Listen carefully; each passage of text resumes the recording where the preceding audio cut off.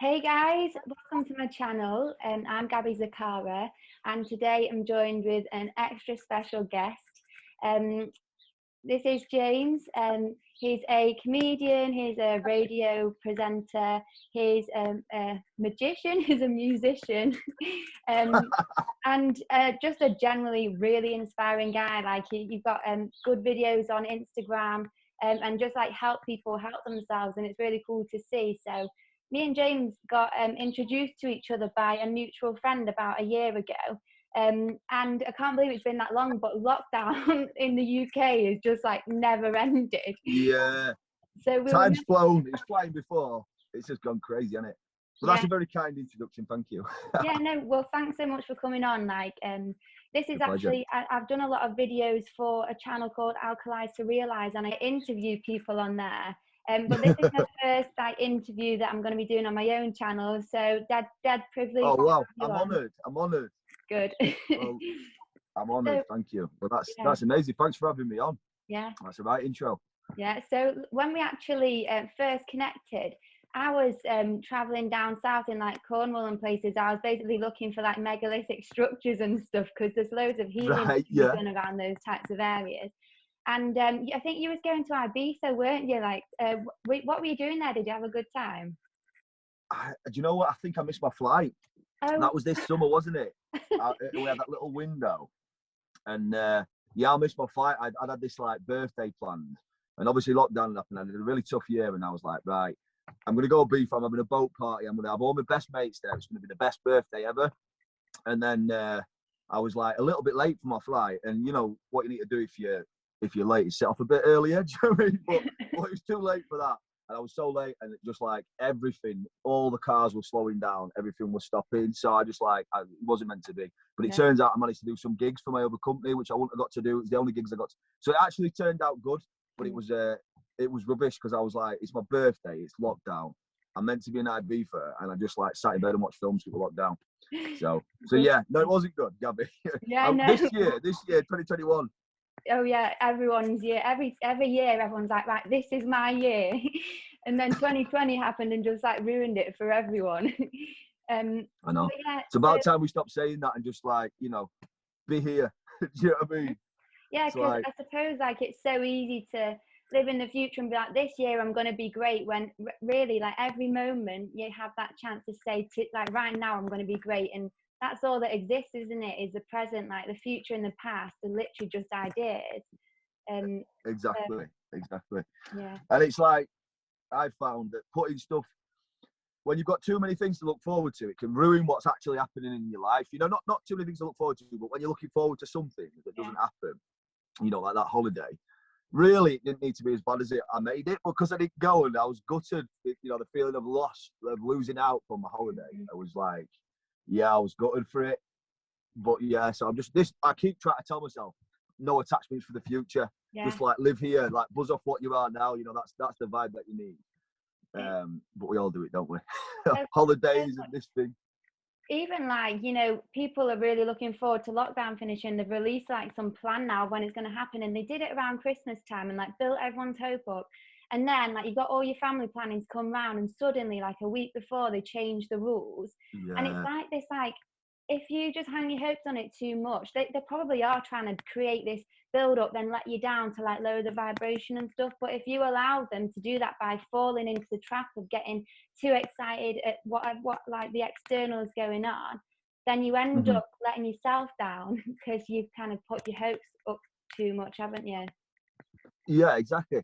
Well, you're building I feel like you build a structure for external happiness in the outside, in the future or the outside world. And obviously external happiness definitely exists, and like going to a beefer would have been amazing. But it's when you stumble across something and you're like, wow, here I am. Like obviously you need to book a holiday and plan to go on it. But often some of the best things in life are like when you just like you haven't been looking forward to it, like you've just gone and you're there and you're like, Yeah. whoa, this is wicked. You know what I mean? And they're the moments, aren't they? So I just try, I guess, with all things to try and peel back, because I'm such a buzzing person, and I've done like things in my life where I'm like proper excited for it. You know what I mean? I'm like, yeah, this is happening, whatever, and it doesn't turn out in that way. So now I try to keep that buzz going, you know what I mean, but just buzz off what is, you know, and like obviously keep that energy. So yeah, but the lockdown and stuff, like, I think I remain hopeful. I remain positive about it opening back up. I believe it's going to open back up.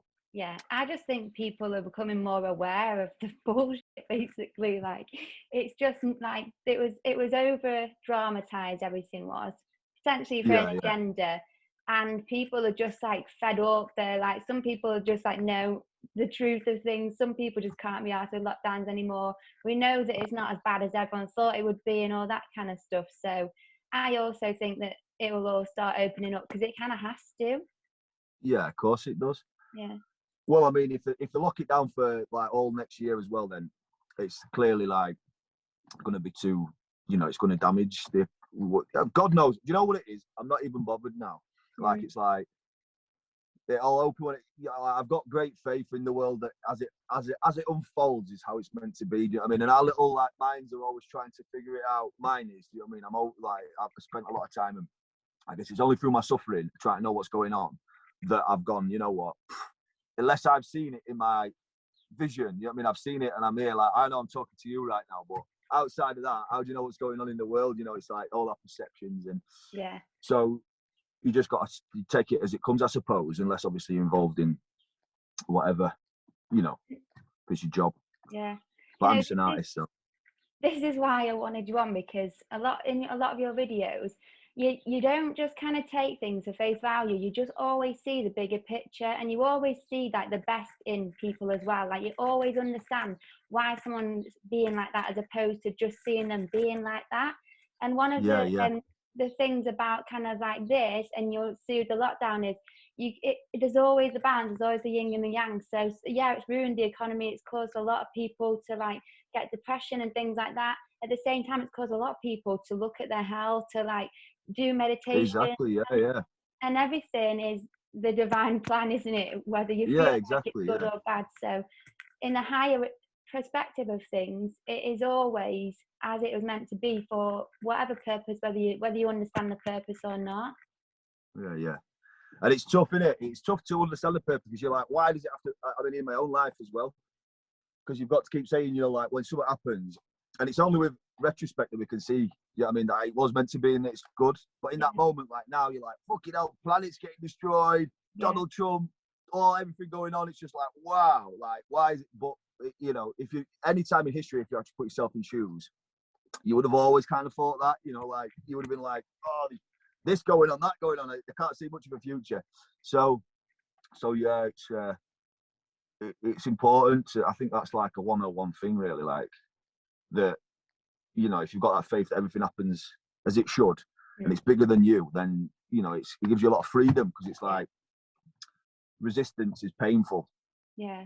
Resistance is futile. You know what I mean? It's just like, it's happening anyway, isn't it? You know what I mean? You might as well vibe with the life.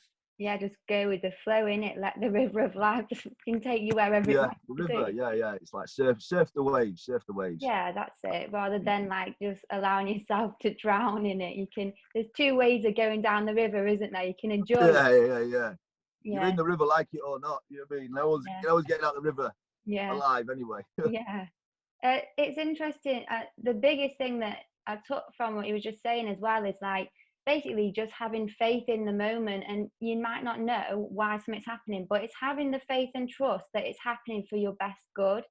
And it's hard if you don't believe in a creator, if you don't believe that the universe is like for you and not against you. Like, it's really hard to find any kind of faith in the moment.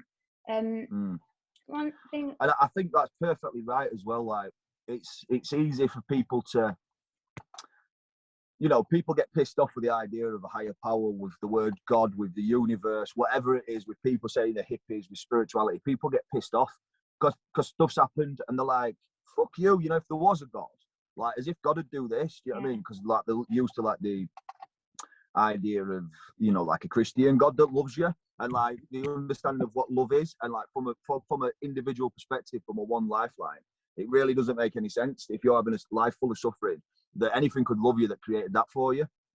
So it's obviously that it's difficult for people to, if people haven't had, but for me, it's been a series of awakenings that have just give that trust on and on. Do you know what I mean? Like when I started on this journey, it's like I didn't, because it is hard to trust, and it's still now. Do you know what I mean? It's like I trust until, you know what I mean? And there's still that sort of thing there, you know, like, and I think everyone, it's like until something else comes along, and then you know, like to trust in the moment, and then you just get another challenge, don't you? And you're like, oh fuck's sake, you know, I didn't want this to happen, and then you're back again, like worrying. I think what's a good thing that I found is when those types of things happen, is basically anything in life, I just try and see it as like me just learning a lesson from everything. If something bad happens, I'm like, right, I must have done something to deserve this. And like, how will I go about in my future or today being a nicer person, doing more to help, or even just like this challenge has come, this lesson has come, it might hurt so bad, but I'm just so going to grow from it. And the person that I want to or need to become. But that's, Gabby, I'll just say that, right? Because deserve, like there's like a lot of people use them terms, and it's like deserve, you know, I deserve this, it's a punishment, you know what I mean, or whatever. And I was like raised in Catholicism, so for me, like my first thing, and like what sent me on this journey was like getting like this God told to me all the time. I'm like, if that's God, you know what I mean, like what the fuck? It just didn't seem right, but it seemed like there was something more, you know, like truth in it. And that idea of like deserving it, you know, like getting punished, it really it is like that if you see it like for me, I had it like that, and it is like that, you know, if you see it like that. But because we're creating our own realities, it also you know what I mean, it's like it also in a put like it's not like a punishment or desert, you know, like I tell you what, it's more loving. The more loving that you see it, the more loving it is. What it's trying to show you, you know, like a parent would kind of teach you like how, like a lesson, or say you burn your hand. You learn next time, and it wasn't because you like deserved the pain, it was because you needed to learn that lesson in a loving way. But what I see it as, and I agree with what you're saying, like it's not that people, you know, some really awful things that happen to people, it's not that you deserve that you're horrible. He's like, you fucking deserve that shit. So probably like the wrong word to choose really, but I see things as cause and effect. So say for example, I don't believe there's a God that's out there trying to punish people. And I think that everything that bad happens in the world, it's not to do with God. God doesn't let this happen. I think that we create like demons, we create a negative energy, we have our actions, and they always have a consequence no matter what. You can get karma and you can get dharma, can't you? And karma's like building negative, if you do negative things, that the same thing comes back to you. And dharma is when you're building positive stuff, I think. And positive well it's I don't understand, you know, like there's bits, this is the thing about this kind of like new wave of spirituality that's entered the world now, you know, like, and people are waking up. There's obviously all these terms going around because a lot of Eastern philosophies had like a lot of like obviously truth in, but karma and dharma, like, but I think that's what I perceive it to be. But it's vibrational, that's the thing, it's like vibrational, and it all works together, that's the thing, and it all proper works together. So like the demons and the bad stuff, it's there to like trigger things, you know, for like us to be climbing up, and we literally use these negative frequencies to go, oh no, this way, do you know what I mean? Oh no, this way. And it's like, unfortunately, it'd be nice if there was some like nice thing going, you know, come over here, mate, you know what I mean? And not like the universe, like, because a lot of the time, you know, I always say like the universe, if you listen to the universe and you're trying to like be tuned in, then it's showing you synchronicities and like giving you things to like take you on your way, on your journey. Do you know what I mean? And it doesn't have to be so bad. But like a lot of people who don't believe in anything, it's not so much. But if you half believe and you're half waking up and you choose to ignore it all, you know what I mean? Then it's just going to go back, you know, like, because it's like going, look, you're making your own reality. You know what I mean? It's like, you're more than you think. And so, I found something like sometimes the negative really does help, because when I was like younger, or it was actually recently, to be honest, I'm just going to be honest about it, but I really wanted to just be a bit more like humble and just like really appreciate being here and things like that. And so I asked my angels and spirit guides, I was like, please will you just help me be more humble, because I don't like not being humble. There's certain, you want to be like the nicest person you can be and the best person, and I just wanted that. And like, there's no amount of niceness that can make someone more humble. What I had to go through was a big loss, and kind of put me back in my place and go, oh, like, oh right, Yeah. now I realise that, like, you know, I value things so much more and stuff. And it wasn't until the pain, it was the pain that was able to really teach me that, not like It's a bastard, isn't angels it? going, oh, be a bit more humble, you know, you can do it, Yeah, girl. it don't work like that, does it?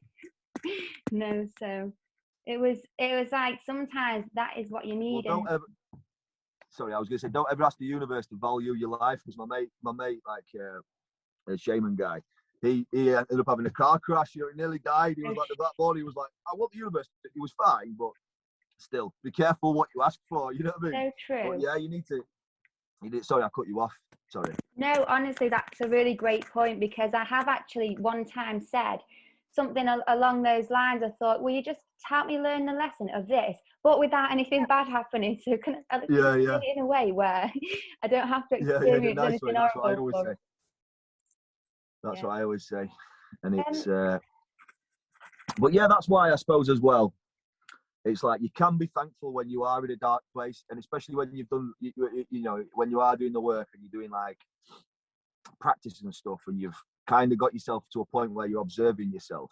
It's easier to be in those places and just know that it's like not you exactly. You can put a bit of space. Whereas, like for me, I've always had it where the sky's falling down. You know, when I was younger, I used to get really depressed. Used to party a lot and stuff, probably added to it. But yeah, you know, the sky would be falling down. It's still sometimes now I can get like that. But I know, you know, I'm like, oh yeah, well, fucking, I'm sure this is great for me. Do you know what I mean? Like, I'm sure this is good for my growth, but fuck this. You know what I mean? It's, but yeah, it's, it all works together, the good and the bad. Evolution, innit? Something interesting that's just come to me on a small level of like the cause and effect is like, if you eat crap one day, or you do party too hard one day, and then you're on like some come down afterwards, or you're just feeling like down, like the cause and effect of you putting that in your body, you feel the effects. And so even on a small scale of day-to-day things you do, it doesn't have to be a big dramatic thing and then something dramatic happens. It's literally every single action you do has a consequence, no matter what. If you eat something good and then your skin's glowing the next day, that's the cause and effect. So it's just like a law of the universe, isn't it? Exactly, exactly. And people wonder why, you know, that they're not doing what they want or like enjoying life, because when they're just all those little things. I've got this theory that like the baseline, and like you've got to keep boosting your baseline in life, and that's these like things that you can do for yourself, like your health, like your fitness, like your food, your diet, meditation, like, you know, any kind of practice. Doesn't matter about anything. It can be whatever you do that you vibe off. And then you've got stuff that you do that you enjoy that's not so good for you. You know, like it might be sweets, and you know, people think, because obviously a lot of people like, you know, yogis and stuff in India, they're just like totally thing. But I think this is, obviously we live in the West, and there's a reason why the West is developed as it has. Maybe we can enjoy everything without attachment, you know, and like living how we do. We don't have to be renunciates of the world, you know, not physical renunciates, but because obviously the Eastern philosophy is all about giving everything up. And we like chocolate, and we like this, and we like that. But as long as you're keeping, you know, like a drink, I like to have a drink. I gave up drinking for ages, but you know, I enjoy it, and it's social. It's part of our culture. But if your baseline is built on these little titillations and these little, you know, quick fix hits, and you're just doing that, you know, this little, you know, negative, you know, you're negging out about someone that gives you a little buzz, and then you're eating some crap, and then you oh, have you seen that? Oh, have you seen this? Negative. And then you know, you're not training, and then you just constantly like building all these little false things, and then your baseline's really down here. So then you end up like needing to overeat or overdrink or whatever it might be. That's your vice to try and get your baseline back up. But if you do genuine wholesome stuff, I feel like your baseline. And then if you do want to get pissed, or you do want to eat load of shit, you mean like if you want to eat something bad, your baseline's might go down there, but then you're back eating your healthy food, and your skin's glowing again, and you're good. Yeah. So that's my baseline theory. Yeah, I 1000% agree, because basically every single thing that we do that gives us that short-term kind of hit, watching TV, shopping, watching porn, like eating junk food, they all are, we're basically addicted to it because of the chemical like influx that we get from when we do these things. Even hanging with certain people or shopping, you get this high, this buzz, a monkey physical mind. chemical one, yeah. So then we get filled with these feel-good chemicals, and then, like you say, that so your line comes up here, and then once they drop, it's like you go right the other way. So you're not balanced, you go right down, you low, and you need those things again to pick you up. And it's a physical addiction, and people are addicted to gambling. You don't have to be addicted to a physical drug that you take. You can be addicted to like, watching things and stuff like that, and that's exactly what it is. And you need to almost be able to overcome your addictions to everything, sort your baseline out so it's balanced, and then when you do have these things, you don't drop as low, or you just don't have them in excess. You just have a little bit, and then like as a little tree. Yeah, you can enjoy it. You can properly enjoy it. Yeah, and the whole world's like that. If you look at everybody, everyone's got these different things. We should have compassion for each other with it, because it's like everyone's got the little thing, whether it is like TV, it might be reality TV, it might be looking at things in a certain way, projections, because all these things to boost your it's just your dopamine, your serotonin, it's your monkey mind. Yeah. But like I just think joy, it's got no well, I suppose joy is sadness the opposite of joy? I don't think so. I don't know, but joy is something that can be built. And I suppose that's your baseline, the joy of your life, the joy of your being, the joy of who you are. That can be built upon. Whereas like your pleasure and stuff, it's like there's always pain. Like you say, the consequences. If it's pleasures, often there's some kind of like pain that goes with it to balance it out. Yeah. Not always 50-50 like. No, but it's interesting as well. You were saying about like kind of we're too quick to judge, and so easily you see people looking down on alcoholics or people who are addicted to heroin and meth and like these particular drugs, or alcohol is actually glorified, but there's certain drugs and people go, oh, he's a junkie and all this, yet they're having their coffees 5 times a day, and they don't see that they've got an addiction too. No matter what it is, we've all got addictions to something. And it's like, what one sin is any worse than another just because like society's looked down on one certain thing? It's a shame really that we kind of have our kind of morals set on like an obligatory like line like. Well, it's the same old thing. Everyone's looking outside, judging everyone else, and no one wants to like look at the self because it's like too painful. You know what I mean? When you start looking at yourself, you go into your own shadows and you actually like, I'm not so, because we don't have that like. We don't really know what it is to love ourselves properly. So we love the mask of ourselves. And when someone challenges that mask, or you look at that mask yourself and you're like, when you've been getting a bit of boost by going, you love to eat, but you judge people who take drugs, smackheads or whatever. I mean, probably not PC saying that, but you're judging people like that. And it gives you a little buzz. You feel better about yourself. You go, oh, look at them smackheads, like. And then, but the guy in the car who's overweight, you know what I mean? It's like in reality, he's got the same thing. He's trying to feel better. We're all just trying to feel better. Everybody just wants to feel good. Yeah. And it's like everyone's got different ways of doing that. And sometimes it's negativity that people project in, like, everyone for the little boosts. It can make people feel like they're better when other people are like worse. I think they don't value themselves, and so they compare themselves to everyone else, and so like if everyone else like looks good, they feel like crap. So what they want to do is try and put people down or make people look at them instead, so no one looks at you. And just like if someone else is worse, I feel a bit better about myself because now in comparison I'm not as bad as I feel. Or not as bad. Not as bad, but the problem, like it's like people do.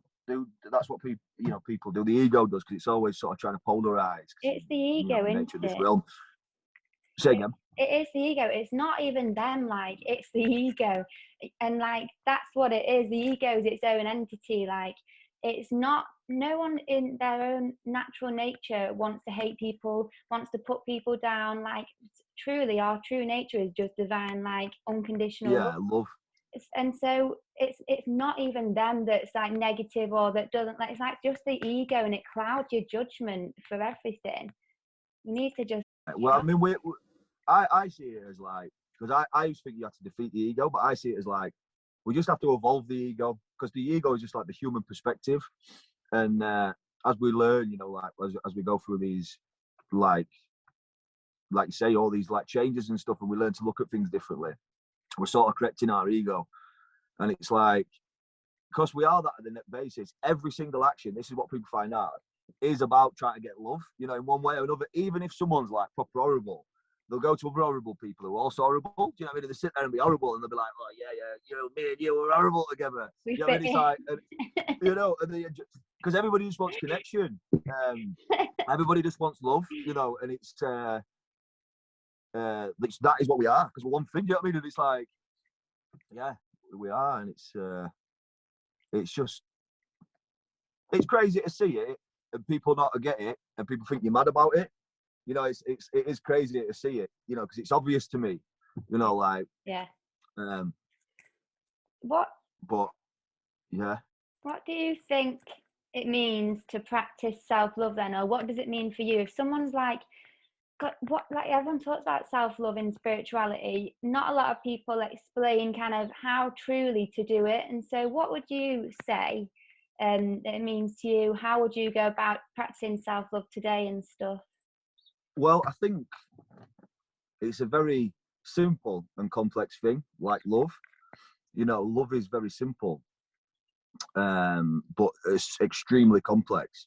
And I think like self-love is the same, and it's a journey, because it depends where you are and what you're doing. You know, self-love could be to get really healthy. Self-love could be to eat a load of donuts. Self-love could be, you know,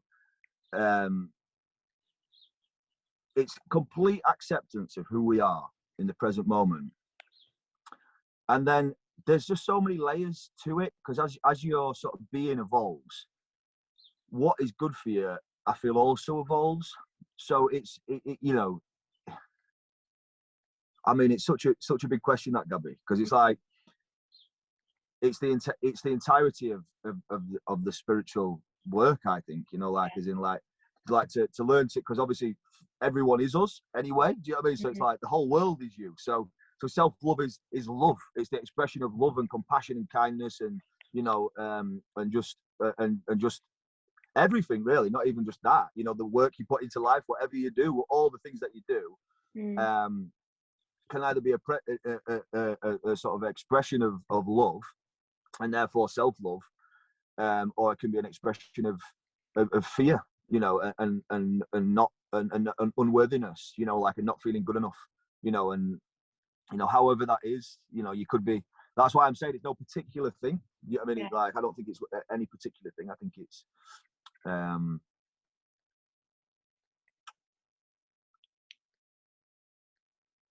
could it be like, I've got my own theory, and I'll tell you in a sec. Yeah, go on. You know, like in every moment, there's the choice between doing what's good or godly, like what's God, what's goodly, and then like doing the negative. And I know we say like there is no good and bad, because everything ends up being like as it's meant to be in the divine plan anyway. But after it's done, but yeah, there's definitely bad. You know, there is good and bad. Yeah, done. you can like, in this realm it is, yeah. Yeah, exactly. So could self-love be always every time you choose the good option, like every time you choose to do the good thing rather than the bad thing, you're practicing self-love because you are like showing love to others, you're showing like you're choosing what's good, and it's only doing the positive thing? Or do you think that there's more to it than that? And I'll tell you what I think after, anyway. there's more. I just think there's much more to it, because it's our perception of what is good. You know, a lot of the time, our perception of what's good for another, even, you know, there's certain things that obviously are, you know what I mean? It's like, oh, shall I go and kill someone? No. You know what I mean? But it's like, you might not want to say a certain thing to a certain person because you don't think it's loving, you know, or your perception, or whoever's perception, our perception. So I think the only real way to it is to keep following your heart and connecting to your being, and then to keep, like, I mean, for me, like, this is my journey. Do you know what I mean? And again, I just don't think there's any.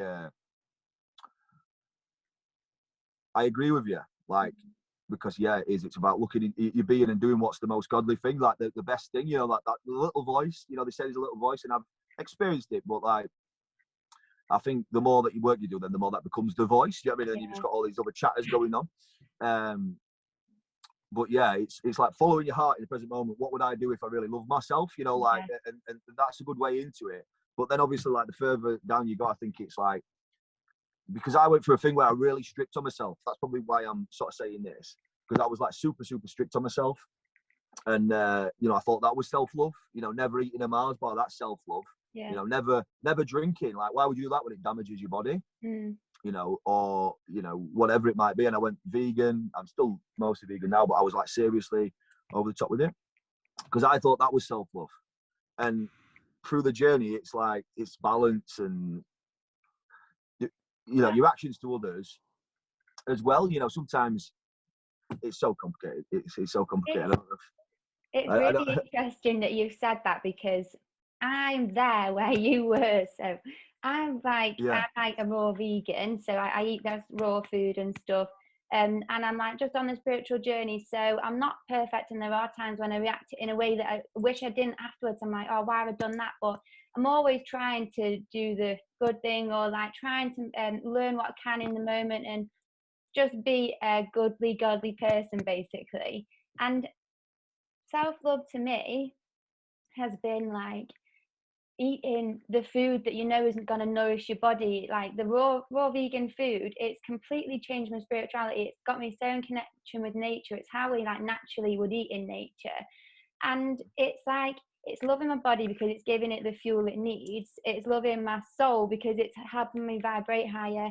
It's loving my purse because it's cheap. Like, there's, if I ate junk food, my skin just goes crap the next day straight away. Like, you can tell from how your body reacts that it's not as good as the other stuff you're having. So to cause my body suffering in that way, when I know that I could give it better, the only thing I'm feeding with that junk food is my ego, my emotions, because that's the only reason I want junk food, is to have that kind of emotional high.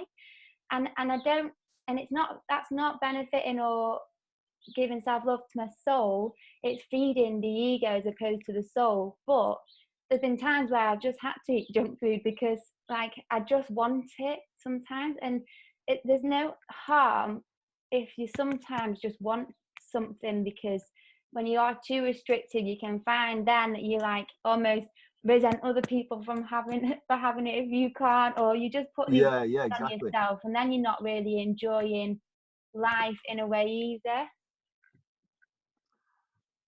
Yeah, well, yeah, I've been there with it all. But yeah, that's exactly it. It's like the kind of perception and the love. Like, I see it all as like, it's a game of freeing your heart. You know what I mean? And creating the magnetic vibration of, like, you know, like all the good stuff. You know what I mean? And it's like, and yeah, I think, you know, eating super healthy foods, nutritious foods is the best thing you can do for your body. And I mostly eat stuff like that as well. But, and like I say, it's having a bit of junk food here and there. But it is that perception of, it's the energy that you feel when you're doing something that the others aren't, for example, or you're doing something from a place of being good. They can lead to that like perfectionism. And that's kind of, I got to that point where I was fasting. I still didn't love myself enough. I still wasn't good enough for myself. Yeah. Do you know what I mean? No matter what I did, what I achieved. But it's a very masculine thing in the way that masculine brains are. But women are also living in the masculine as well. And it's the age of the divine feminine, you know. And like, the masculine has to have order, rules, things need to be set. And but sometimes when you're striving for this, like, you've got all these like spiritual insights, you're striving for this higher sort of state of being, and like to live your best sort of like possible existence. We can try to like brutally take ourselves there, be like, you know, like, right, that's it, I'm going to just eat raw food, I'm never going to do this, I'm never going to get angry, I'm never going to be that. And what we're really doing is we're masking what we really are. So we're not really healing it. So we're kind of like trying to put this facade, which is almost religious. We're not meaning to, do you know what I mean? Because we're just trying to be good. Yeah. And I'm someone who massively, it's not like a facade is in like an ego thing. It's our ego believing it's still an ego. There's no food that can feed your soul. And no, I know people say that, but it's still your body, your mind, your individual perspective. That is your ego, like, no matter what, because it's like an individual, you know, part of the consciousness. So it's just, and you know, maybe junk food, it don't really do anything, but if it does something and you enjoy it, and it enriches your actual like life experience. Like McDonald's for me, I didn't eat it. I was like against all the corporations, against everything. But when you try to reject the world, you're not. It's a process, you know. But it's perfect wherever, whatever, however you look at it. You know what I mean?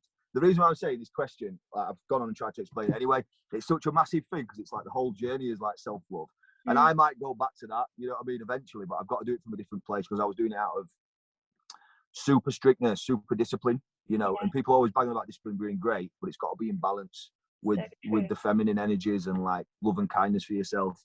I love how you brought up the perfectionism as well, because I'm hopefully going to get you on again, can I? Yeah, of course. Yeah, It's thank you. cool. This is like been a pleasure. Yeah, because don't think we've actually talked about what we're going to talk about, like. But I know. So this is what I was going to say, because I saw a video that you put on Instagram recently, and you were talking about basically perfectionism versus like directionism or something. Do you remember what it was? And perfection versus direction. Right. Yeah, and it's like it just proper like rang like true with me. Like you're basically just saying that, you know, we're striving to be perfect, and you know, with you saying about the diet thing, we strive so hard to be perfect that you lose the self-love of being how you are right now. Like you can't help but just be not happy with how you are because you want to be that person you see yourself as in the future, but you just lose then the value of being imperfect. Just while you said that, not carry on, but that's it. It's this idea that like once you've done these things, then you're worthy of your own love. Yeah. Then you're good. Do you know what I mean? When then you're good enough. Yeah. Yeah. That's what it is. You know, this perfectionism, like it's definitely about that. You know, and everyone's got a different idea of perfect. Sorry, I did cut you off. I was just trying to interject in that bit because you notice it in your language. You know, or people's language. Yeah. So a lot of things are subconscious in us. Mm-hmm. Go on, sorry, I did cut you off, didn't I? No, this is what I was saying. I want to bring you on again and to talk about perfectionism, but to talk about your music as well and how you create your music, because it's in a really unique way that I don't know anyone really that does it like this. And I've met loads of musicians. I went to like uni and college, loads of musicians, and no one creates like you do. And I wanted to, like, we'll do another podcast on it so everyone can like kind of see what you do and stuff like that. But I wanted to share that with people because you basically just create your song on the spot once and then that's it, isn't it? You just like freestyle and then that's the song. And so I wanted to talk about the creative process of being in that flow of just releasing whatever it is that's meant to come out at the time and just accepting whether it's what you like deem as perfect or not, that it is perfect in itself just because it was what came at the time. I want to like you to talk about how you like have it's all paradox. It's all paradox and irony. The whole of everything. When you really look at the deepest bit of it, everything's just a big ironic paradox. Yeah. And it's mad. But yeah, I mean, first thing to say is it's been my spiritual practice since I was a kid. Yeah. You know, like so I've been doing it for a long time. You know, Wim Hof, he walked out into the ice, you know what I mean? And he like, when he got out into the ice, he felt like peace and like his mind was just free. And like I've like when I rhyme, I don't have anything in my mind. It's totally like no thoughts. And I've kind of always been able to do it. But as I've gone through my journey, I set out to make an album about the meaning of life when I was like 20. And obviously, like, I'm getting on a bit now. Like, I'm 35, and I've been doing it since I was, like, young as well. So, but it's like, it's my spiritual journey and what I've been through.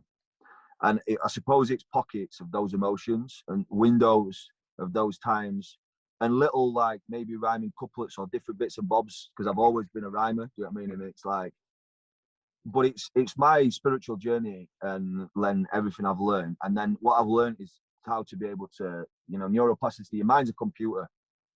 Your mind is just a computer, that's all it is. And it's nothing more. And we're like completely controlled by this computer that's spazzing out. I keep saying completely un-PC things. I think that's another un-PC thing. This is a thing. I don't mean anything by that. It keeps like, you know, computers freaking out. But like, you can train your computer to do anything. Neuroplasticity, you know, like I don't know if you've looked into Joe Dispenza before. Have you heard of him? Mm. Yeah. It's amazing. Like how your brain actually works. And I can rhyme about anything. You know what I mean? I can literally make rhymes about. I can just rhyme about everything in the car, whatever it is. I can just rhyme continually, not non-stop. And I've learned to do that. And then through my spiritual growth, then I've like had experiences and things that have happened and spiritual learnings and like energies that have like. So I suppose what I'm trying to say is it's a channel that I've learned to log on to with deeper truth and a higher vibration. That's then been my brain has then found a way to be able to make everything rhyme in the story. You know what I mean? So I've like learned to do it. So it's practice, discipline. Yeah. I've done it every day. You know what I mean? For years. So and it being perfect is just is more a time. I was like, right, I'm gonna like the time came. I was gonna write this album, and I, weirdly actually like that is it's never been perfect. That's why I haven't done it because it's never been good enough. Right. You know, like I've never been happy with it yet. And then over lockdown, because it fits into a wider plan of me as a human, and I might be quite late coming as an artist to the scene, but it's not like I'm a new artist. I've been doing this for all my life, and it's just obviously now's the time to actually capture it, and I made all that music with it all, which has been great. So yeah, that's basically it. Yeah, it's just complete true freestyle, and there ain't anyone who, because a lot of people like they're all like thought of, like the freestyles, but they're not, like the lyrics that they've got all the time. Yeah. So yeah, it's I love it. I've always liked it. I had official price 105. Yeah. I think that's where it started. 5 years old. Well, I'm going to actually, if you come on again, that'd be awesome. And I'll ask you more about this and like whether you kind of do any kind of processes before you go in, like meditation or whatever it is. It'd be cool to get to know a bit more about that. So then, what's your Instagram, and then people can find you, and we'll catch you on again like next week or something. Yeah, if people want to check out my music, I've got an Instagram at Brother the Artist, and we have a website soon. It's all getting launched through this year. We're making all videos, we're doing all sorts. So, but if you want to check me out, it's at Brother the Artist on Instagram. Yeah.